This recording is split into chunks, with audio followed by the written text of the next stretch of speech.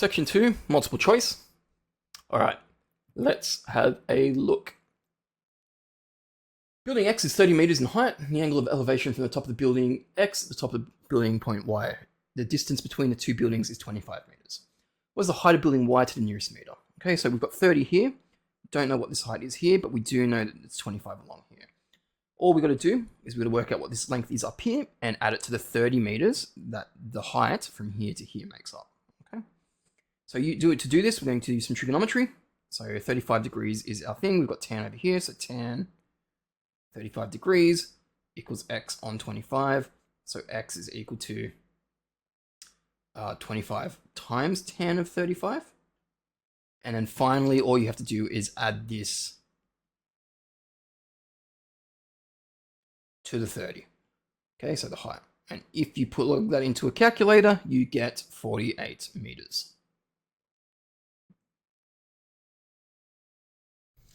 For the angle theta, sine theta is equal to -7 on 25, and cos theta is equal to 24 on 25. Which diagram best shows the angle for theta? Okay, so if sine is negative, that means that we're only in the third or fourth quadrant, if we think back to our all stations to central, or whatever acronym you use to remember it. So my angle can only be in the the third or the fourth quadrant. So that completely gets rid of this one, that completely gets rid of this one. Now this part here says that cos is positive. So cos is only positive in the first and fourth quadrant, which is not this one, but it is this one. So D is our answer for that one.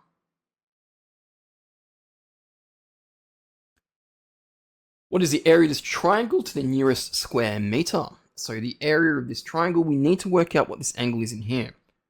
180 minus 57 minus 50 gives us 73, using the angle sum of a triangle, adding up to 180.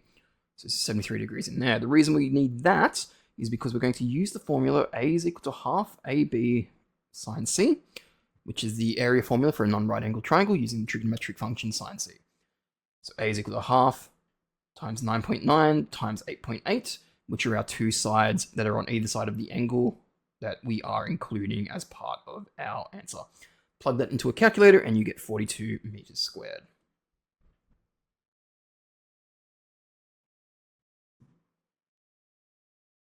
Three towns, P, Q, and R, are marked on the diagram. The distance from R to P is 76 kilometers.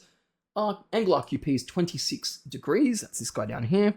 And angle RPQ is 46 degrees, which is this guy down here. What is the distance from P to Q? So from P to Q. So we're looking for this distance along here. Now, having a look at this particular problem, we've been given a side length, which is 76 kilometers here, which is the distance from R to P, and we've been given two angles. Side and two angles, trying to find a second side means that we're going to be using a sine rule. And the particular type of sine rule we're going to be using is the one that has the angles on the bottom, because we're trying to find the side length. So we'll rearrange it to look like that. Now, when we're doing this with the sine rule, we need to have the opposites. We've got the opposite along here, but I don't have the opposite along here. So I need to know what this angle is in here. Again, using 180 degrees minus 46 minus 26, we're going to get 108 degrees. So this in here is 108. Now we can plug everything into to this equation. So x I'm going to leave, but its opposite angle is sine of 108 is equal to, and it's 76 over sine of 26. So it's the opposite side length. To get x by itself, we multiply both sides by sine of 108. And then plugging that into a calculator, you get x is equal to 165.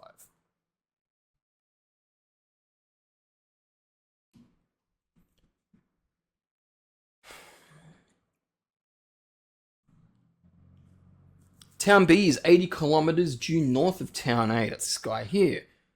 And 59 kilometers from Town C. That's this guy here. Town A is 31 kilometers from Town C, which is this guy here. Now, what we've been asked to do is we've been asked to find the bearing of Town C from Town B. There's Town C from Town B, so this guy down here. So we've been asked to find the bearing, so that's the outside degree, as a true figure bearing. Now, for these particular answers, we can automatically get rid of two of them, right? It's multiple choice. This here is somewhere between 90 degrees and 180 degrees. Okay, get rid of that, get rid of that. Now, it says it's not to scale, but there is sometimes a scale to these types of things, just so like it makes sense when you're kind of looking at it. So by just looking at it, you should be able to pick out what the answer is going to be. But to actually find what the answer is, we're going to use theta. Okay, so this is the way that you would do it if this is not a multiple choice question. We need to find an angle in between here, and we're going to subtract it from 180, because what that will do is that will leave us with the outside component, which is 180 degrees minus theta. Now, when you've been given three sides of a non-right angled triangle and an angle that you're trying to find, we're going to be using the cosine rule. So it's cos theta is equal to a squared plus b squared minus c squared all over 2ab. Okay, plugging the numbers in, a and b, the numbers that are on either side of the theta. So cos theta is equal to 59 squared plus 80 squared minus 31 squared all over 2 times 59 times 80. And then to find theta, you're going to do the cos inverse of that. If you do that, you end up with an answer of 161 degrees. But again, just by looking at the diagram, yes, it says it's not to scale, but you can probably guess that one if you're in a bit of a pinch because it is a multiple choice problem. Now, question 6, you were told to ignore because you can't actually do that one, okay? And I don't want to spend the time actually going through it. So, because it uses reciprocal functions, which you guys haven't done, you'll learn that in year 11. Okay, now this one here, question 7, you were asked to change the sec to a cosine, because again, we haven't done the inverse trig rules, which is what this is. Sorry, not the inverse, the hyperbot, the reciprocal trig rules. So we just said, well, we'll change it to cos 45 because that is one of the answers on here. Now, cos 45 degrees, we need to go back and think of our exact triangles. So 1 root 2 gives us 45 with the right angle. And for the 30 degree one, it's going to be like this. It's going to look like a 1, it's going to look like a 2, and a root 3. Okay, these are triangles that you need to remember. They were on your formula sheet, but it is good to keep them in the back of your head. 60 degrees down here, 30 degrees down here, because it was a equilateral triangle that had been cut in half. Cos of 45 degrees, so we go to our 45 degree triangle. It's 1 on root 2 for cos, so adjacent on hypotenuse, 1 on root 2.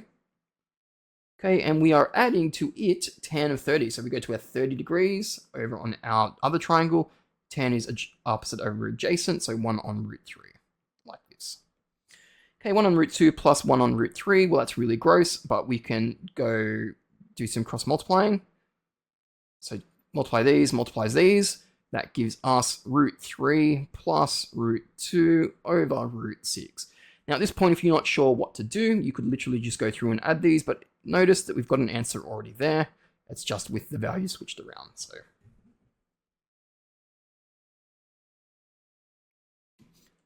what does it mean for this set of data? All right, so we've got a class 1 through 5, 6 through 10, 11 through 15, 16 through 23.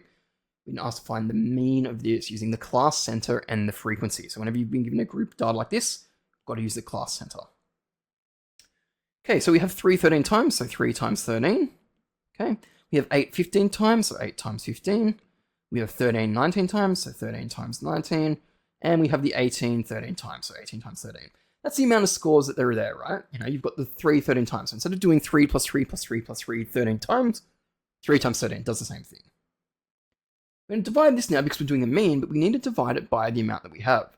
So in this case, it's 13 plus 15 plus 19 plus 13. We have 13 threes, right? So if I count them, we've got 13 of them. 15 eights, 19 13s, and 13 18s, okay? So plug all that into a calculator, get 10 over 2 thirds, or 10 and 2 thirds, I should say.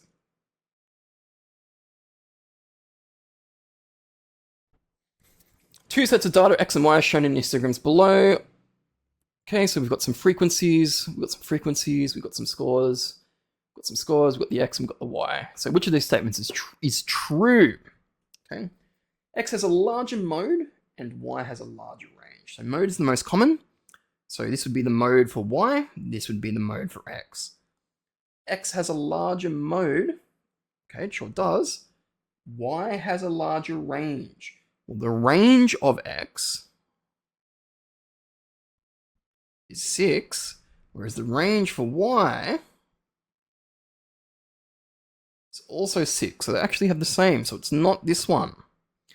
X has a larger mode and the ranges are the same. Well, I mean, we just saw that, right? X has the larger mode, whereas the range is different. Okay, and we know that what the mode is because it's the one that appears the most. If this is a frequency, this is how many times the number appears. The number 9 appears 5 times in X, the number 8 appears 5 times in Y. The mode is bigger in X, and so therefore that's our answer. And you could probably use your deductive reasoning to work out why C and D aren't the answers. The marks for a science test and a mathematics test are presented in box and whisker plots. With science, we've got mathematics, and there they are. Look at them in all their glory. Which measurement must be the same for both tests?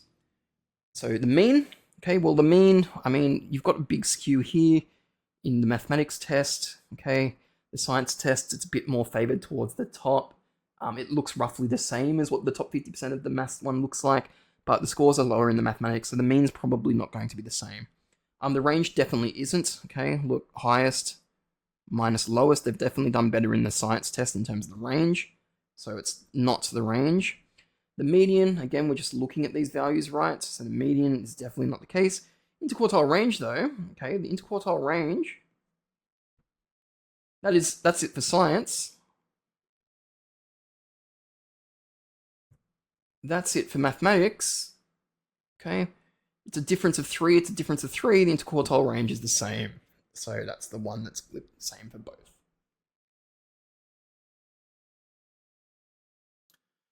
A scatter plot is shown. Which of the following best describes the correlation between R and T?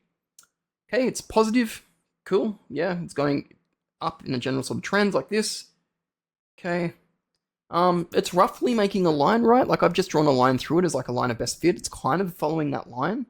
Okay, it's not doing something weird where it's going like this or it's going like this. Like it'd be very obvious if it was doing something like that.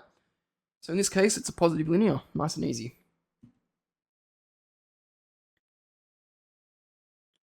The dot plots show the heights of students in Year 9 and Year 12 in a school. They are drawn on the same scale. Here we go here.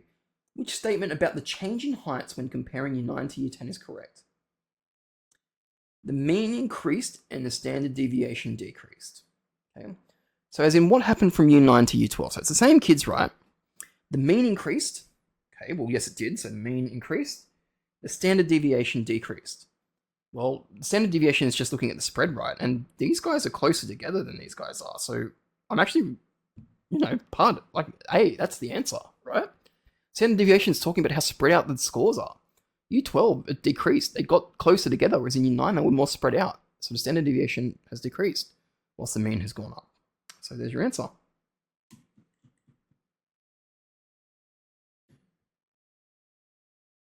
The scatter plot shows the amount of fertilizer applied in kilograms per meter squared and the number of flowers produced per square meter in an experimental garden. A line of best fit has been drawn for these points. Use the line of best fit. How many flowers are produced by applying 0.32 kilograms per meter squared of fertilizer? So 0.32 kilograms per meter squared. Well, we're just looking for 0.32, right? So 0.2, 0.3 would be the halfway point, which is here. So 0.32 is probably this guy here. So I just need to shoot up and look at this, and we come across to here. So this is probably roughly where 0.32 is. And so this value here, okay, what are we going up by? 4, 8, 32, 36, 40. I'm pretty confident that that's 32 flowers.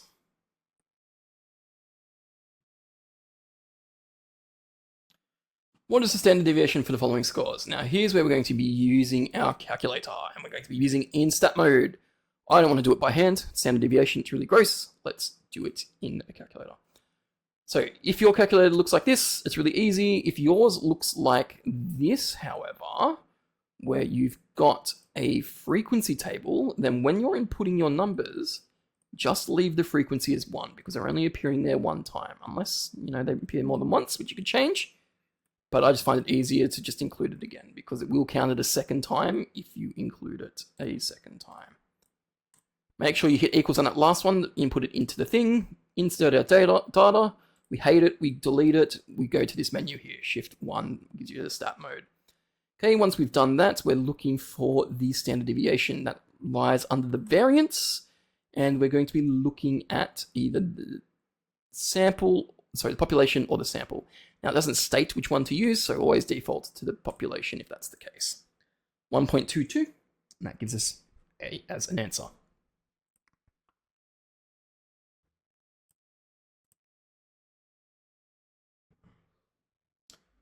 Okay, what are the solutions to 2x squared minus 6x minus 1 is equal to 0? Okay, all of my answers look like discussing quadratics. Plug it straight into the quadratic equation formula. Okay, don't even think about it. So x is equal to negative b plus or minus square root b squared minus 4ac all over 2a. And if you're not singing that song to yourself, then I don't know what you're doing with your life. That's a joke. Okay, plug in the b. So minus 6 plus or minus the square root of minus 6 squared minus 4 lots of 2 lots of negative 1 all over 2 lots of 2. Okay, minus 6 becomes plus 6. Okay, so automatically we can cross out this answer here. We can cross out this answer here. We definitely have the 4 on the bottom, so that one's not going anywhere. Plus or minus the square root of 36, and it's going to be plus 8. Okay, so the minus 6 squared becomes positive. Make sure you put it in brackets. Don't just do minus, look, I talked about this before, minus 6 squared. It doesn't work properly. It has to be minus 6 in brackets. Okay, 36 plus 8, so that must mean we have the answer of 44.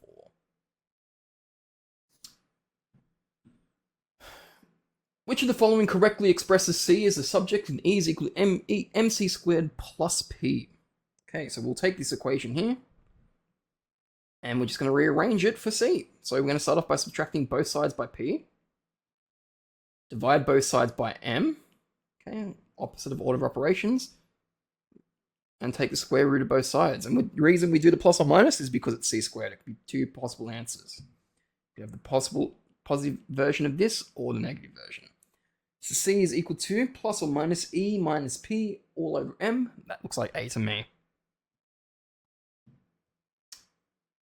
For what values of K does the equation x squared plus K minus 1x minus 1 plus 2K equals 0 have one real root? Okay. So whenever we ask for one real root, okay, it means one solution to the quadratic equation. The only thing that tells me about quadratic equations and how many solutions that they have is the discriminant. So we're looking for when the discriminant is equal to 0, because when it's equal to 0, it's when it only has one real root. So in other words, I'm looking for when the discriminant, b squared minus 4ac is equal to 0. So substitute b into the b squared, in this case k minus 1, minus 4, lots of a, which is 1, lots of c, which is negative, tricky, 1 plus 2k. Okay, so it's kind of gross.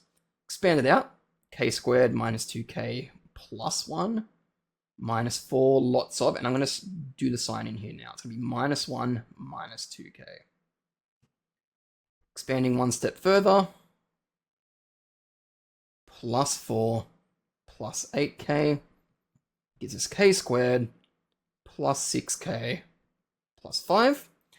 And we're looking for when this is equal to 0, so we're going to factorize it. 0 is equal to two numbers that multiply to give 5, add to give 6. That's pretty easy. That's just 5 and 1.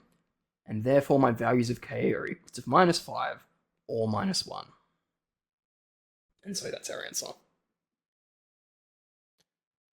What number should be added to each side of the equation in order to solve it by completing the square? Okay, I mentioned this before in section 1 of this exam. I like to do this using a diagram. Half this, square it. Okay, what did we need to add to both sides? Well, it was, this part here, 9 on 4, which is part C.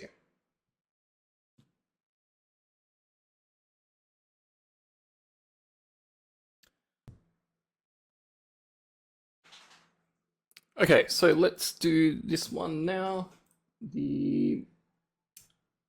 So when you're given one like this, you can just substitute the solutions into the equation and see if it works. Like, you're allowed to do that, right? Like you can just substitute them in, see if you get some answers, and if it works, then excellent. What I'm going to do is I'm going to show you though what you would do if this was just given to you as part of a question in like the regular part. So the way we do it is we're going to make a substitution. So we're going to let u be equal to a to the power of 2. The reason we do this is because we can rewrite this guy as a to the power of 2 to the power of 2, because that's equal to a to the power of 4, minus 21 a to the power of 2, minus 100 is equal to 0. And by substituting in u in place of a squared, we get u squared minus 21u minus 100 is equal to 0. Now this is just a regular quadratic, which we know how to solve. So two numbers that multiply to give negative 100 add to give negative 21. So u minus 25, u plus 4, and therefore u must be equal to 25, or u is equal to negative 4. Now from this point you'd be tempted to just say, okay, well that's the answer there, right? Because it's minus 4 and 25. But remember, we made the substitution where u is equal to a squared. So what we're going to do now is we're going to go back through and replace all of our u's with a squareds. So we get a squared is equal to 25, or a squared is equal to negative 4. Now, solving these, a squared is equal to 25, so a is equal to plus or minus the square root of 25, which is 5, and a is equal to plus or minus the square root of negative 4, which we can't do, so therefore there's no solutions to this part here. So back up here for our answer was just this part here where we had the plus or minus 5. A square pyramid fits exactly on the top of a cube to form a solid. What is the volume of the solid? So this is a cube, so all of the faces are the same, which means that this height is equal to 9, which is the same as that height, which means that this depth is also equal to 9 as well. So the volume for that component is just 9 cubed. Now we need to add the volume for a pyramid.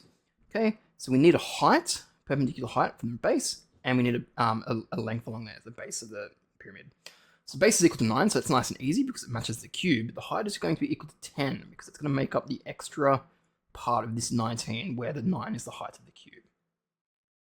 Formula for pyramid of volume of the pyramid is a third times pi, not pi, I don't know why I keep saying pi, a third times the base of the pyramid, which in this case is 9 by 9, and then by the 10, which is the height.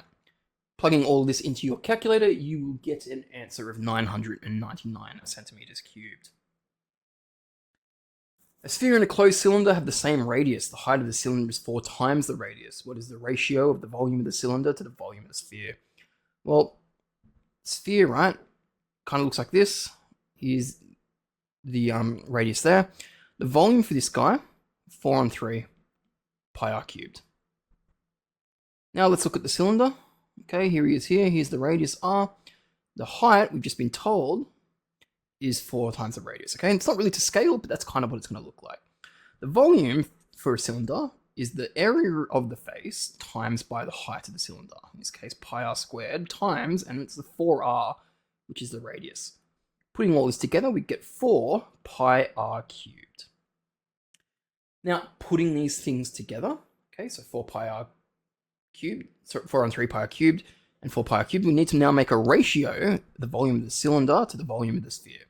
So we want the cylinder first, so 4 pi r cubed to 4 on 3 pi r cubed.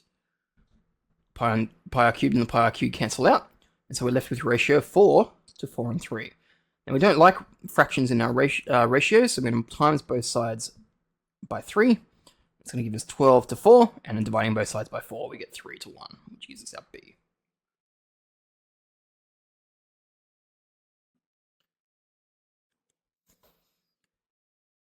All right, so what we're going to do is we're going to write down all the things that we know first. So we know that the volume, the surface area of a sphere is 2 pi r squared plus 2 pi r h. Okay, so the two circular faces plus the rounded area bit, so the circumference times the height of the cylinder. Now, we don't actually need this first bit here because when we're doing surface area, we're not including the base as it's part of the question, but we are including the top because, well, I mean, the top Sorry, not including the top either, because we're covering it with the hemisphere. Now for the hemisphere, the surface area, that's 4 pi r squared, but because we only want half of it, we can divide the whole thing by 2. So that's the same as having, well, 2 pi r squared. Okay. Now putting this together to find the total surface area, 2 pi r squared plus 2 pi r h, which is, I guess, the same as the area of a surface area of a cylinder anyway, which is kind of a cool coincidence, or maybe not if you study some further maths. But substituting our values in, so the radius is 24, and with the height of 30, substitute these values in, plug it into your calculator, and you get an answer of 8,143 meters squared. Now, the solids shown are similar, so that means that the one is an enlargement of the same factors all the way around as the other, with AB and PQ a pair of matching sides. Now, there's a couple of ways you can actually go about answering this question. One is you can work out, well, what this side is here and what this depth is here, because you know what the ratio is. It's 9.8 on 7. So to go from this side here to this side, I need to multiply by 9.8 on 7. Okay. So this part here is 5 times 9.8 on 7, and this part down here is 2 times 9.8 on 7. Okay, so that's one of the ways you can do it. The other way you can do it is you can work out what the volume is of this one here.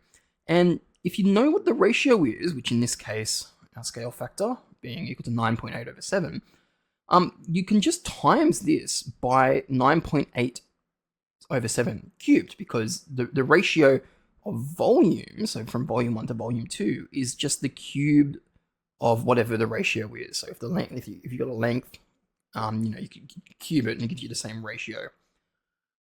So I'm going to do it like that because I find that one a lot more interesting. So the volume of this one on the left is, so volume 1 is equal to 5 times 7 times 2. 5 times 7 times 2 is the same as 10 times 7, which is 70. And then so to find volume 2, we take the 70 and we multiply it by 9.8 on 7 cubed. Okay. So by doing that, okay, and plug it in, 70 times 9.8 on 7 cubed, you will get an answer of 192.08. So what part C is there? A cone-shaped party hat has a perpendicular height of 16 centimeters and a diameter of 12 centimeters. What is the surface area of party hat? Correct to the nearest whole number. So think in terms of party hat, right? Like we're looking at the surface area, we're only going to really cover the outside. We don't care so much about the inside because it's a party hat, right? We're going to color the outside so everyone's ready for the party. The other thing too is there's no base, because when you put on a party hat, like there's nothing there, like so it can sit nice and snug on and like around on your head. Because if there's a flat bit, like it would sit kind of awkward and probably break the bottom anyway. So there's no bottom when we're doing this. It's just the outside bit.